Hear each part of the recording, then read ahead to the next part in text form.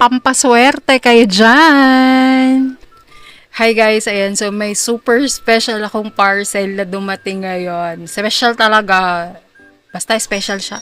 Alam kong super duper late na ako para dito. Pero sabi nga nila, it's better late than never. Ganun. Tadaan! Ito yung Lucky Dragon Dollar. Ayan, ito yung mga pampaswerte. Actually, naging maingay to December last year and then pagpasok ng Chinese New Year, 'di ba? Ayan, so unang-una, maswerte na siya sa akin kasi nabigyan ako ng chance na magkaroon nito. Oh my God! Okay, 5 pieces siya. Ayan, 1, 2, 3, 4, and 5. So, ayan. Marami ako mga napapanood